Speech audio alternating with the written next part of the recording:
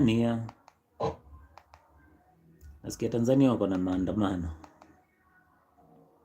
Tanzania wako na maandamano kesho 29. Wow, Tanzania. October 19th, 2025, a crowd stormed.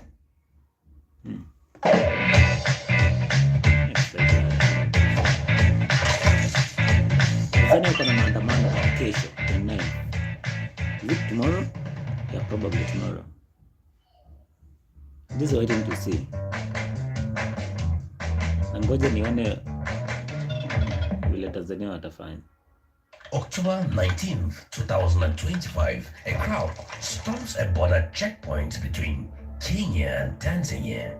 They are not armed, they are not planning violence, but they are furious. Within hours, a politician who was detained that morning walks free. The government that arrested him, they blinked first. Now, here is what nobody saw coming. This wasn't really about one man. This was the moment East Africa's youth discovered they could win by showing up together. And if you think this story ends at that border, then you are not paying attention. Now let me paint you a picture. John H., deputy leader of Tanzania main opposition party, Chadema, tries to cross into Kenya. Simple, right?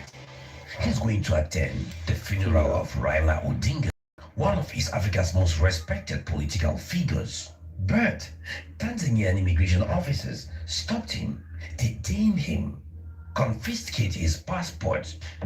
Why are you taking my passport? Now here's where it gets interesting. What spread on TikTok and Instagram within minutes, not hours, minutes. Within 3 hours, hundreds of Kenyans and Tanzanians are standing at that border demanding his release. Same day, Heche walks free. But you think this is just another protest story? Ask yourself this. When was the last time you saw young people from 2 different countries unite at that border to free someone who wasn't even their own citizen? I'll wait. See, what happened at that border didn't come out of nowhere. There is a pattern forming across Africa that most analysts are missing. Let me connect the dots for you. June 2025, Kenya's Gen Z rises up against tax increases. They organize entirely on social media. No political party, no traditional leaders, just thousands of young people who said enough. September 2024, Senegal's youth rally behind rapper turned politician Ousmane Sonko. Sudan 2023, youth-led protests topple a military regime. You see the threat? Now Tanzania, over 60% of the population is under 30. Unemployment is rising, inflation is squeezing families, and the government, they have been tightening the screws of dissent since 2024. President Samia Suluhu Hassan came into office in 2021 with promises. Now people thought she'd be better than her predecessor John Magufuli.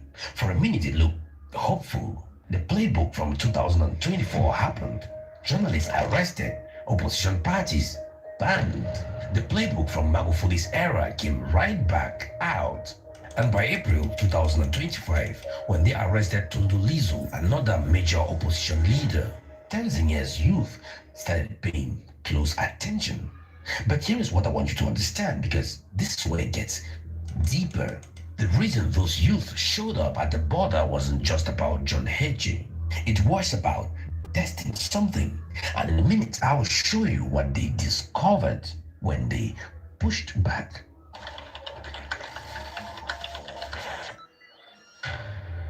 So let's get into what actually went down. October 17th, John Hedge arrives at the Sirari-Ibanya border crossing. This is one of the busiest trade routes between Tanzania and Kenya. Thousands of people cross daily. Now Hedge is going to pay respect to Raila Odinga's funeral in Kenya. And Raila wasn't just any politician. He was a Pan-African icon, someone who spent decades fighting for democracy across East Africa. The symbolism here matters, but when Hedges tries to cross, Tanzanian officials pull him aside. No explanation. They confiscate his passport, tell him he's not going anywhere. Now think about this for a second. Hedges isn't some revolutionary firebrand. He's a deputy party leader trying to attend a funeral. The Tanzanian government could have just let him go quietly, but they didn't. Why not? Because they are scared. And here is the part that should terrify any authoritarian regime watching this unfold. What happens next? Prove them right to be scared.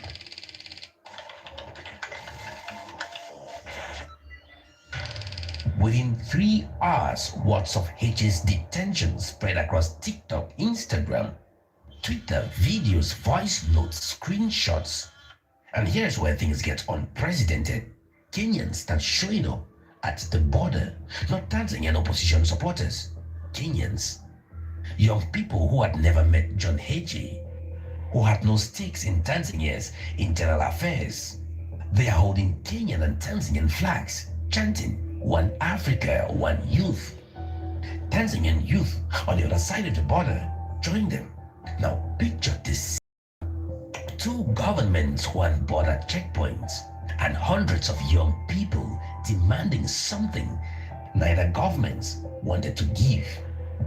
The Tanzanian authorities had a choice: escalate or release him. They released him. Pause and think about that. When was the last time a government backed down same day because of a spontaneous border protest? This wasn't planned by political parties, no NGO coordination, no Western funding, just young people with smartphones who decided they had had enough. But here is where mainstream media gets the story completely wrong. They will tell you this was about one politician, about opposition politics, about Kenya-Tanzania tensions. They are missing the real story. What happened at that border wasn't a protest, it was a test. And the results of that test are about to reshape how power works in East Africa. Let me explain. In the heart of Kenya's large-scale trading, bustling markets where traders hustle and dreams thrive. As an MC, I need to walk. It's a walk I've walked many times. It's okay.